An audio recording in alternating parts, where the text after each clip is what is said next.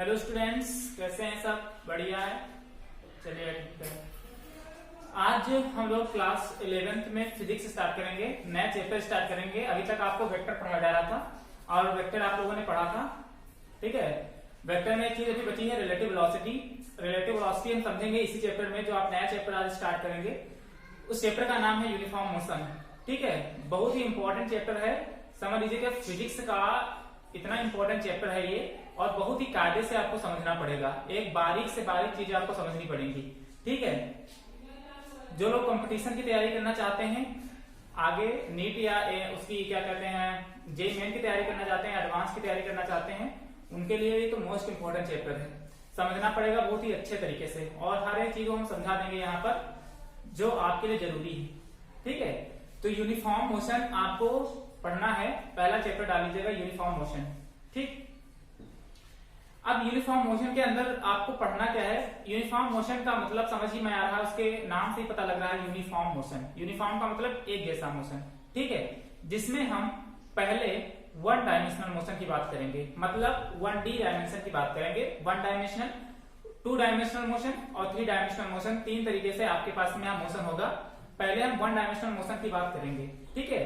जिसमें सबसे पहला चैप्टर जो आपका होगा वो मोशन इन स्ट्रेट लाइन होगा, मतलब कोई भी ऑब्जेक्ट एक स्ट्रेट लाइन में क्या करेगा, मूव करेगा, ठीक। तो तीन चीजें आपको पढ़नी है यहाँ पर। इसके अंदर यही से आपकी स्टार्ट होती है मैकेनिक्स।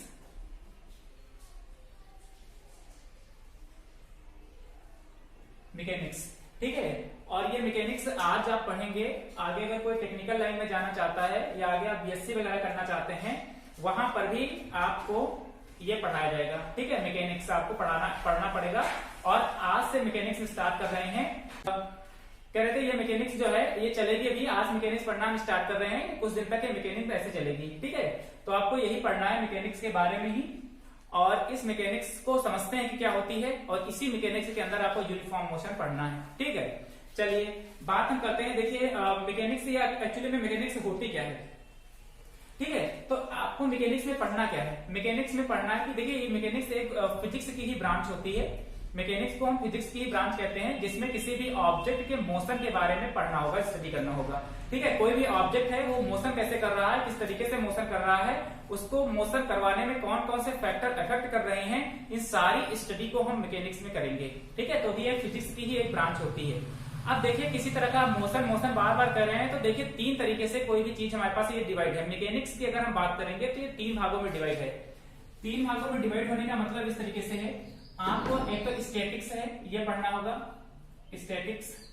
दूसरा आपके पास में है काइनेमेटिक्स, और तीसरा आपके पास में है डायनामिक्स, ठीक है। ये 3 चीजें आपको पढ़नी है। एक तो स्टैटिक पढ़ना है, दूसरा काइनेमेटिक पढ़ना है, और तीसरा डायनामिक पढ़ना है। लेकिन अभी जो हम पढ़ने जा रहे हैं यूनिफॉर्म मोशन जो हम पढ़ेंगे या वन डायमेंशनल मोशन पढ़ेंगे, वहां पर हम काइनेमेटिक्स की ही बात करेंगे, ठीक है। तो पहले हम इसको समझ लेते हैं कि ये स्टैटिक, काइनेमेटिक और डायनामिक है क्या सब, ठीक है। देखिए स्टैटिक का मतलब क्या है? स्टैटिक का मतलब ही समझ में आ रहा है, उसके नाम से ही पता लग रहा है कि कोई भी ऑब्जेक्ट जब रेस्ट में हो, कोई भी ऑब्जेक्ट रेस्ट में हो।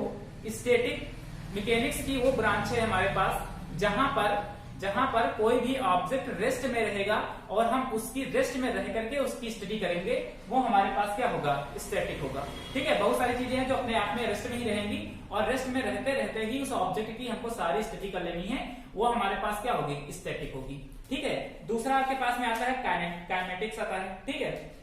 काइनेमेटिक्स जो है, काइनेमेटिक्स का मतलब होता है, इसका मतलब होता है, देखिए काइनेमेटिक्स का मतलब क्या है? देखिए हमारे पास 2 वर्ड से मिलकर के बना है, एक होता है काइन और दूसरा है इधर मैटिक्स, ठीक है। काइन का मतलब होता है हमारे पास मोशन,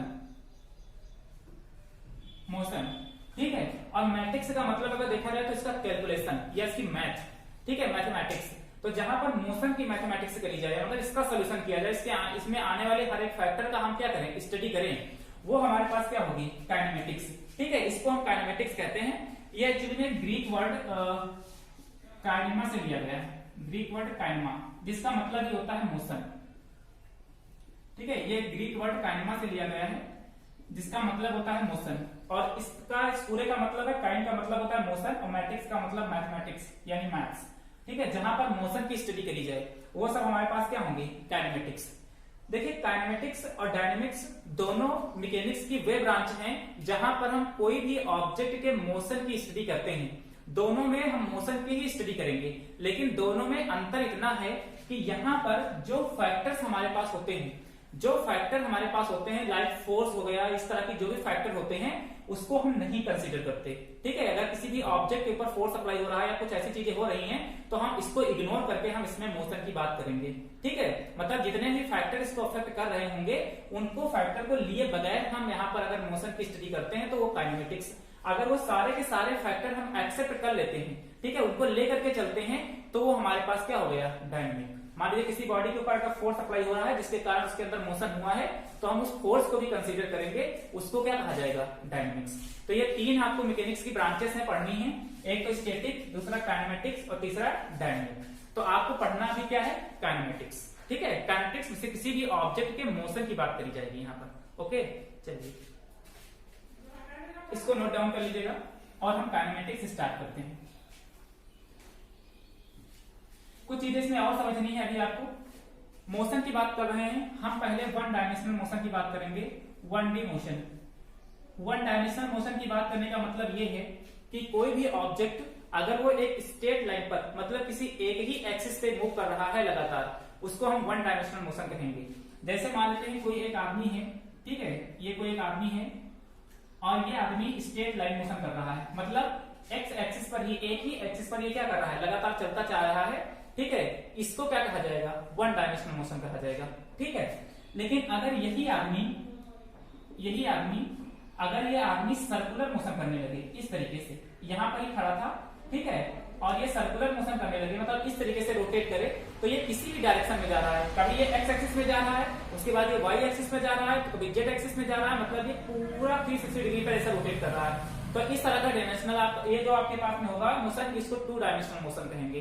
3 डायमेंशनल का मतलब जो एक्स वाई जेड तीनों एक्सिस पे मूव कर पाए, ठीक है, उसको 3 डायमेंशनल मोशन कहेंगे। तो अभी केवल आपको 1 डायमेंशनल मोशन ही यहाँ पर क्या करना है, स्टडी करना है। ठीक, चलिए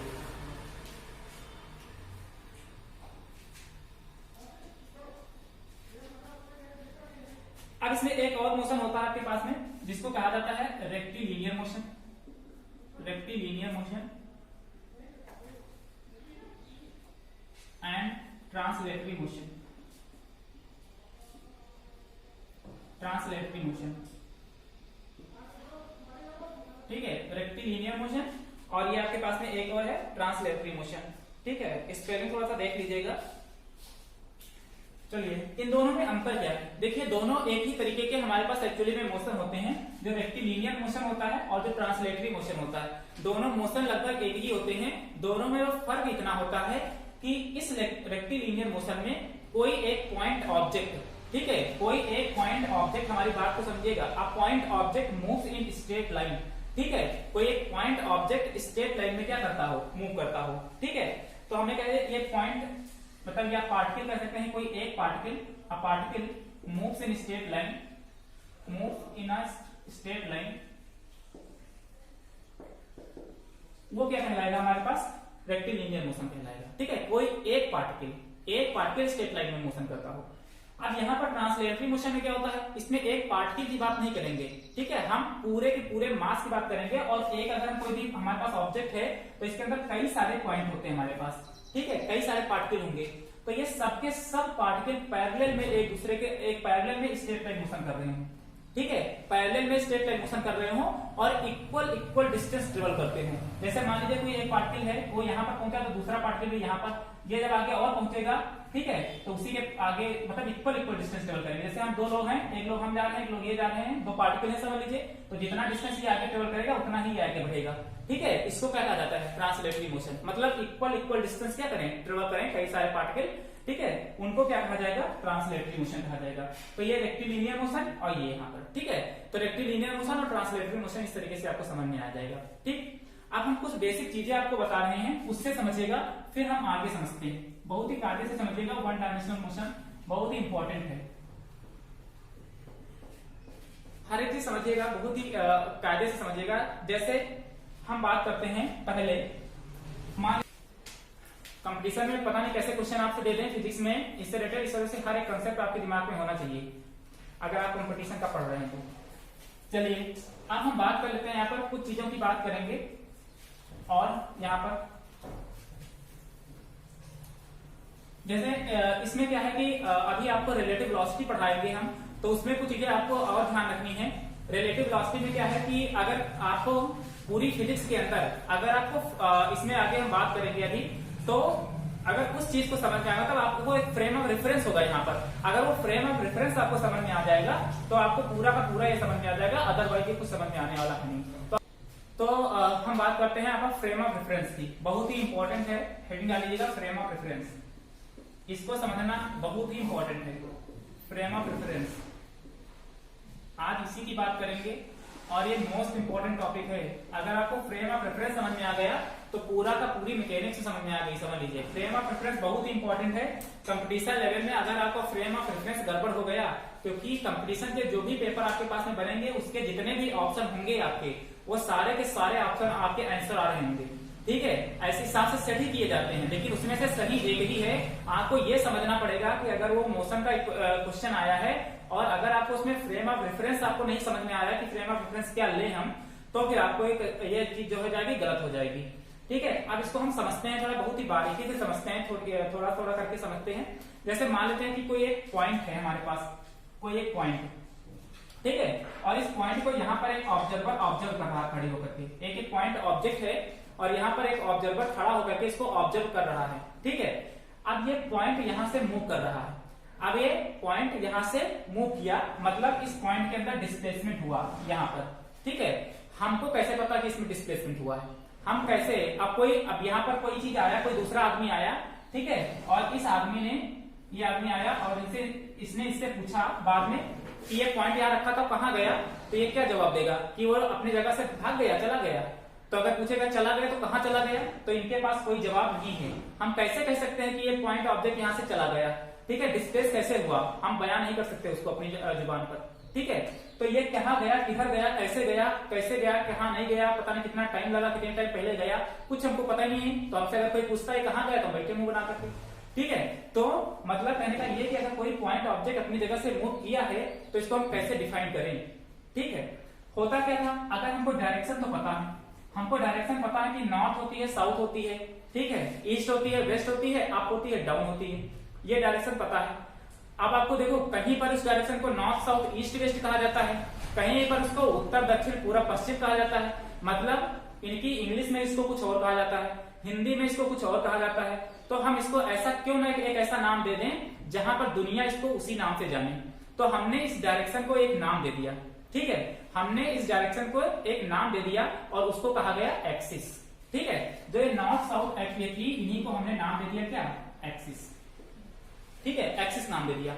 एक्सिस नाम देने का मतलब देखिए, एक हमारे पास साइंटिस्ट है जिनका नाम था कार्टेशियन, ठीक है। कार्टेशियन नाम के साइंटिस्ट ने इस एक्सिस को बताया और उन्होंने इसको कोऑर्डिनेट ज्योमेट्री के जो कहते हैं father of coordinate geometry Cartesian, उन्होंने कोऑर्डिनेट बना दिए और उन्होंने ही एक्सिस के जन्म दे दिए। इस वजह से इसको कार्टेशियन कोऑर्डिनेट ज्योमेट्री भी कहा जाता है, ठीक है।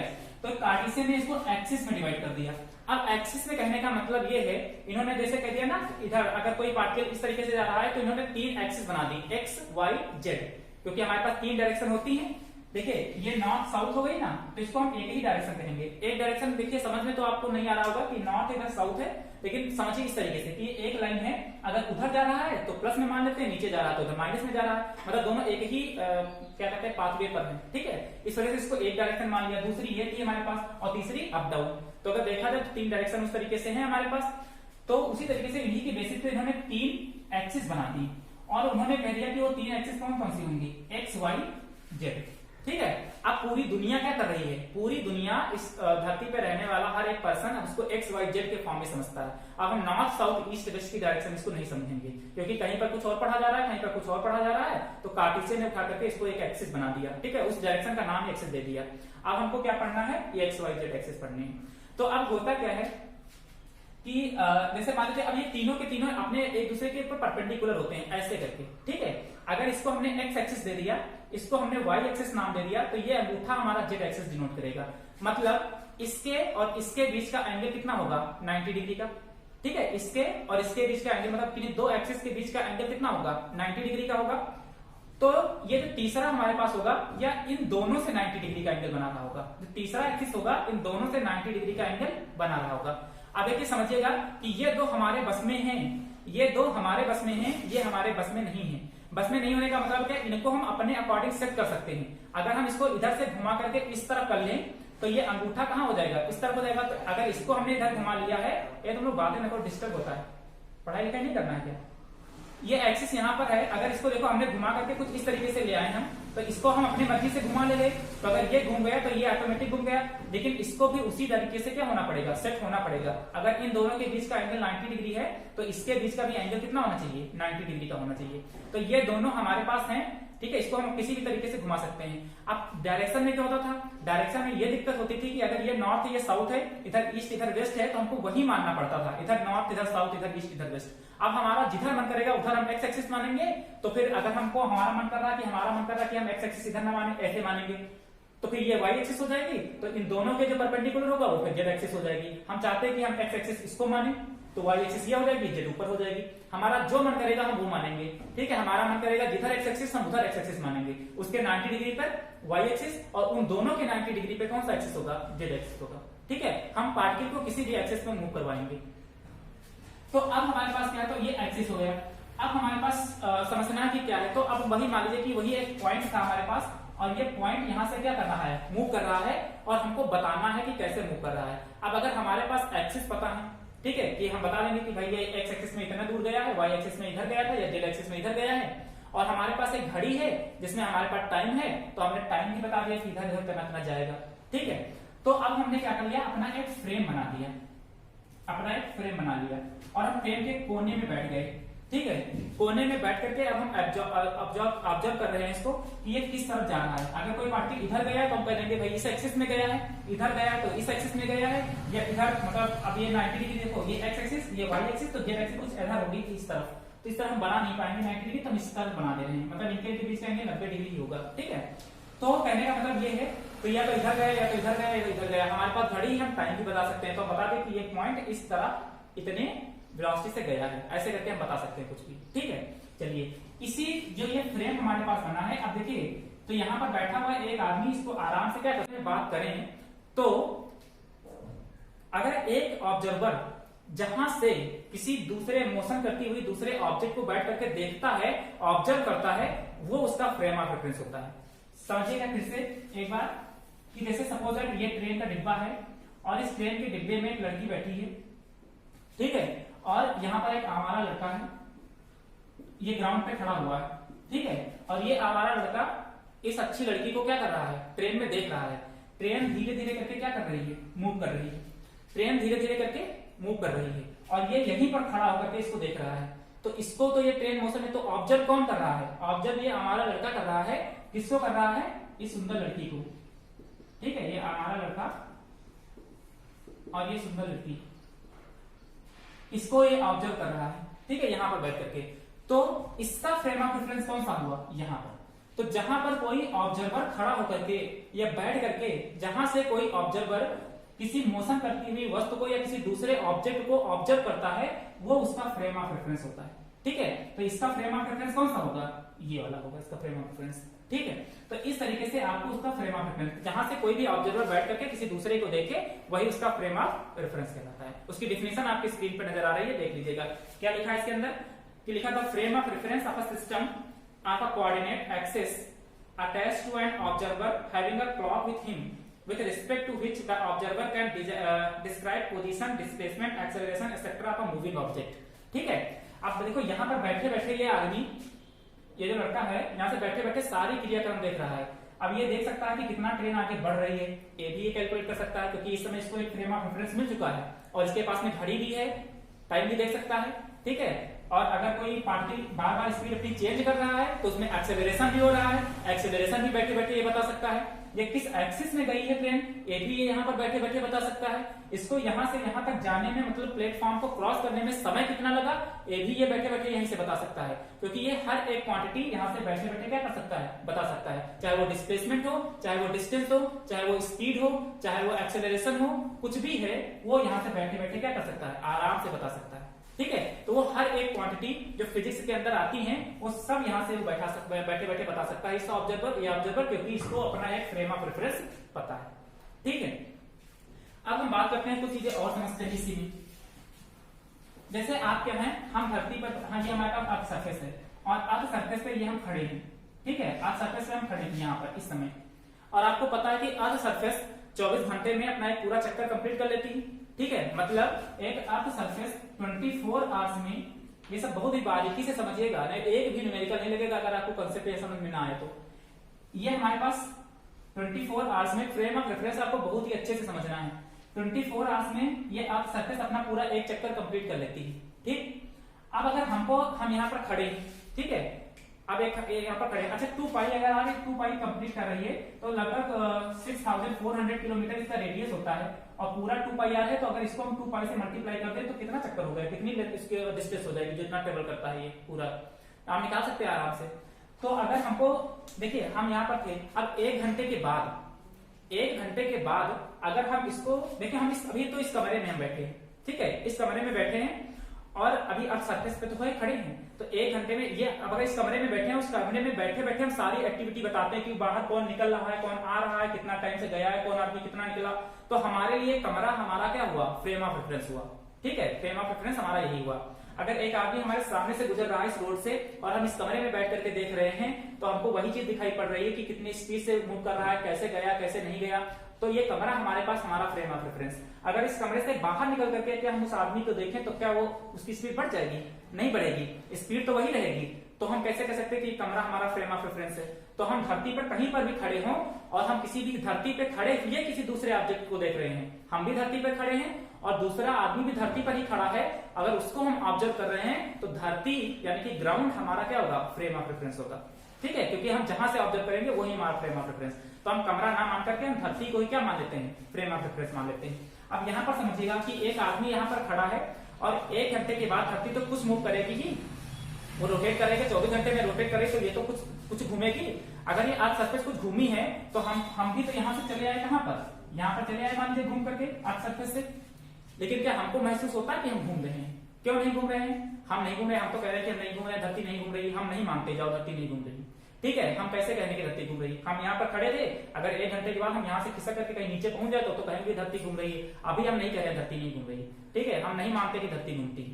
लेकिन एक दूसरा आदमी खड़ा है, कहां पर, एक दूसरा आदमी खड़ा है सूर्य के आसपास किसी भी तारे पे खड़ा है, जो इस ये जो हमारे पास अर्थ सरफेस है इसके कंपेरिजन में नहीं घूमती। इसके साथ साथ अगर वो कोई भी एक ऐसा हमारे पास उपग्रह है या ग्रह है जो घूम नहीं रहा है सैटेलाइट को, हम उस पे खड़े हैं सूर्य के पास में, मतलब सोलर सिस्टम पे कोई भी अगर चीज, सोलर सिस्टम के आसपास में अगर कोई ऑब्जेक्ट खड़ा है ये पर, यहाँ पर, ये अगर इसको देखता है तो इसको तो नजर आएगा ना, इसको नजर आएगा कि ये आदमी इधर से क्या कर रहा है, ऐसे से घूम रहा है।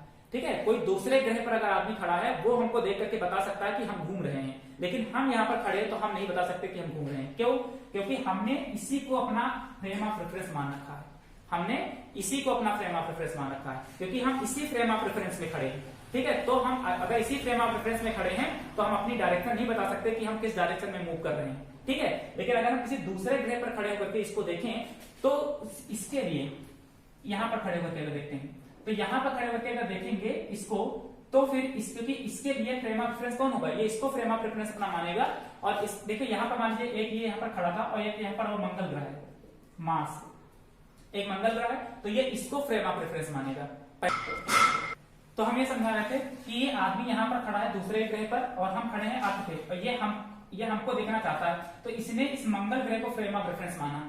तो अभी मान लेते मंगल ग्रह से हम कहीं यहाँ पर खड़े थे, ये इसको नजर आ रहा होगा ऊपर से बाहर किसी दूसरे ग्रह से, लेकिन ये इसने इसको फ्रेम ऑफ रेफरेंस मान रखा है।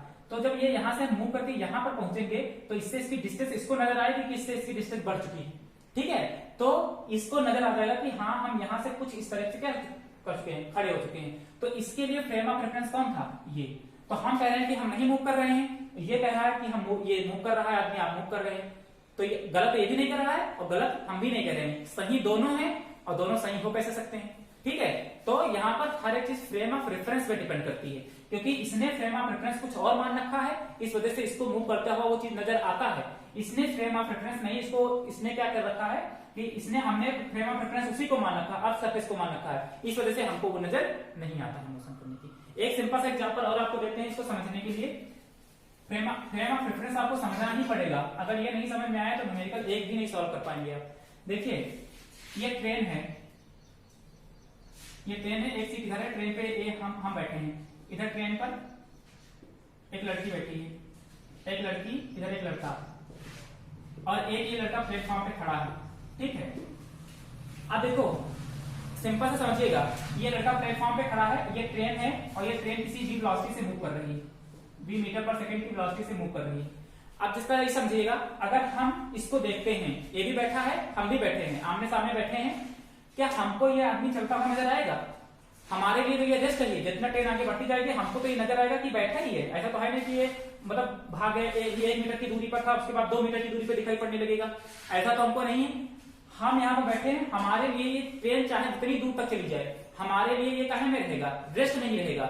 लेकिन जो ये लड़का बाहर खड़ा है, इसको हम भी मूव करते हुए नजर आएंगे और ये भी मूव करते हुए नजर आएगा, और पूरी की पूरी ट्रेन ही क्या होती हुई नजर आएगी, मूव करती हुई नजर आएगी।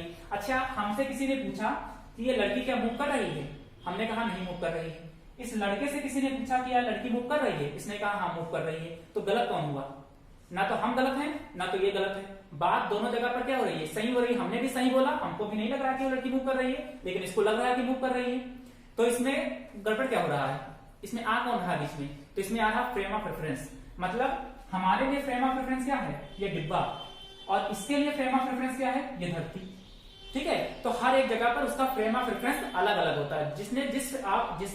कौन कहां से देख रहा है इसको, वो उसका फ्रेम ऑफ रेफरेंस। कौन कहां से खड़े होकर के ऑब्जर्व कर रहा है, वो उसका फ्रेम ऑफ रेफरेंस होता है। वहां से हम उस चीज को क्या करेंगे? कैलकुलेट करेंगे। ठीक है, तो इसको कहा जाता है फ्रेम ऑफ रेफरेंस। अभी न्यूमेरिकल कराएंगे तो और अच्छे से समझ में आएगा। तो ये समझ में आ गया होगा आई थिंक कि फ्रेम ऑफ रेफरेंस क्या है। इस लड़के के लिए फ्रेम ऑफ रेफरेंस क्या हो गया? ये धरती। और इस लड़के के लिए फ्रेम ऑफ रेफरेंस क्या हुआ? ये ट्रेन का डिब्बा। ठीक है, तो इसके लिए फ्रेम ऑफ रेफरेंस ये, इसके लिए फ्रेम ऑफ रेफरेंस ये। तभी आपको केवल फ्रेम ऑफ रेफरेंस समझना है। चलिए अब हम type of frame of reference की बात कर लेते हैं।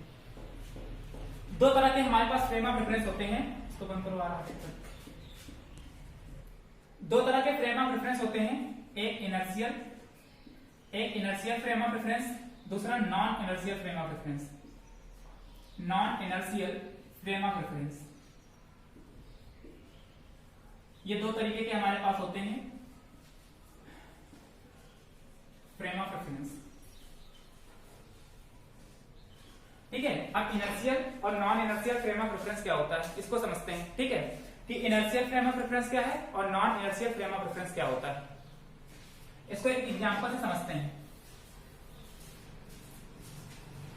इसको लिख लीजिएगा दोनों हमारे पास कि इनर्शियल क्या होता है और non inertial frame of reference क्या होता है। इसको रोक लो। चलिए, ये हमारे पास है इनर्शियल और नॉन इनर्शियल। आप लोग क्या करते हैं कि हमने ये कहा कि दुनिया की ऐसी कोई चीज नहीं जो न्यूटन के लॉ पर बेस्ड ना हो। ठीक है, अब हम न्यूटन के लॉ को गलत करते हैं, गलत नहीं करते हैं। ठीक है, लेकिन थोड़ा समझिएगा, कहीं कहीं पर न्यूटन के लॉ फॉलो नहीं होते हैं। न्यूटन का लॉ क्या कहता है? न्यूटन का लॉ ये कहता है कि speed equal to distance upon time. Newton का लॉ ये कहता है speed equal to distance upon time. अभी आपने 9th में मोशन की इक्वेशन पढ़ी होंगी, 3 मोशन की इक्वेशन। ठीक है, first equation, second, third, v बराबर u प्लस 80, s बराबर ut plus half 80 square, and third equation v square equal to u square plus 2as। ठीक है, ये 3 इक्वेशन पढ़ी थी और आपको बताया गया है कि ये तीनों इक्वेशन न्यूटन की इक्वेशन है और इसी पर हर एक चीज क्या है? बेस्ड है। अब हम बात कर लेते हैं, जरा एक एग्जांपल समझिएगा जिसके बेसिस पर इनर्शियल और नॉन इनर्शियल फ्रेम आपको समझ में आएगा। ठीक है, कैसे? फिर से वही एग्जांपल ले लेते हैं। ये हमारे पास एक ट्रेन का डिब्बा है। ठीक है, और ये ट्रेन का डिब्बा अभी खड़ा है, चुपचाप रेस्ट में खड़ा हुआ है। ठीक है, मतलब रेस्ट में। और यहाँ पर एक आदमी है और एक आदमी यहाँ पर है। एक आदमी ने एक गेंद को इसी डिब्बे के अंदर फेंका। ठीक है, इस आदमी ने, एक शरारती लड़का, इसने एक गेंद यहां से फेंका। इसने एक गेंद को फेंका और गेंद की स्पीड है 5 मीटर पर सेकेंड। ठीक है, गेंद की स्पीड कितनी है? 5 मीटर पर सेकेंड की स्पीड से इसने इसको फेंका। इसने इसको फेंका और ये बॉल जाकर के गिरी, यहां पर कहीं पर गिरी, मान लेते हैं जगह पर बॉल गिरी आकर के, और इसको गिरने में यहां से यहां तक जाने में समय लगा इसको 2 सेकंड का, ठीक है, 2 सेकंड समय लगा इसको यहां से यहां तक गिरने में। तो इस बॉल ने कितनी डिस्टेंस ट्रेवल करी, मतलब इसकी रेंज कितनी हुई। तो अगर रेंज की बात करेंगे तो फार्मूला न्यूटन का क्या कहता है, न्यूटन का फार्मूला ये कहता है velocity is equal to distance upon time, ठीक है। चलिए इसको मिटा देते हैं थोड़ी देर के लिए। तो डिस्टेंस इज इक्वल टू कितना हुआ, वेलोसिटी हमारे पास थी 5 और ये कितना हुआ 2, तो टोटल कितना टाइम वो हुआ, डिस्प्लेसमेंट कितना हुआ, डिस्टेंस कितना ट्रेवल किया इसने 10 मीटर, ठीक है 10 मीटर। चलिए ये समझ में आ गया, सिंपल था, न्यूटन का लॉ हमने फॉलो कराया है। यही डिब्बा है, यही ट्रेन का डिब्बा है सेम। ये लड़का यहां शरारती खड़ा है, इसने बॉल फिर से फेंका v इक्वल टू 5 मीटर पर सेकेंड, ठीक है। जैसे इसने 5 मीटर पर सेकेंड की स्पीड से बॉल फेंकना चाहा, वैसे इस ट्रेन के ड्राइवर ने इस ट्रेन को चला दिया, ठीक है, इस ट्रेन को चला दिया v मीटर पर सेकेंड की स्पीड से, ठीक है। इस लड़के ने जैसे इस बॉल को फेंका वैसे इस ड्राइवर ने ट्रेन चला दी, ठीक है। तभी बॉल गिरी जाकर के कहीं पर, टाइम तब भी लगा कितना 2 सेकेंड, टाइम तब भी लगा 2 सेकेंड ही। चलते देखते हैं कितना डिस्टेंस हुई, डिस्टेंस कितनी आई कैलकुलेट करने पर इसी से 5 इंटू 2 कितने पर 10 मीटर पर ये बॉल यहाँ पर गिरी आकर के, ठीक है। आनी कितनी चाहिए 10 मीटर, ठीक है। हमने थीटा लिया, टेप लिया और नापा, नापने पे हमको नजर आई कितना 8 मीटर, ठीक है। वो गिरी कितने पर 8 मीटर पे, जबकि कैलकुलेशन कितना आना चाहिए 10 मीटर पर।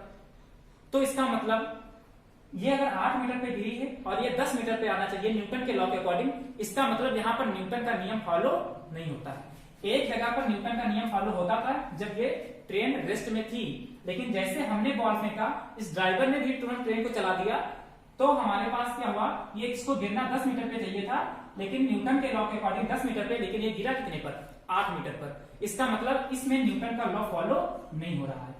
तो जो न्यूटन के नियम का पालन करते हो, फॉलो करते हो, उनको इनर्शियल फ्रेम कहा जाता है, और जो न्यूटन के नियम का पालन ना करते हो उनको नॉन इनर्शियल फ्रेम कहा जाता है। एक क्वेश्चन यहाँ पर और दूसरा, ये ट्रेन चल रही थी, ये ट्रेन चल रही थी, ठीक है, और ये लड़का इतना बदतमीज है कि बिल्कुल इसको समझ में नहीं आ रहा।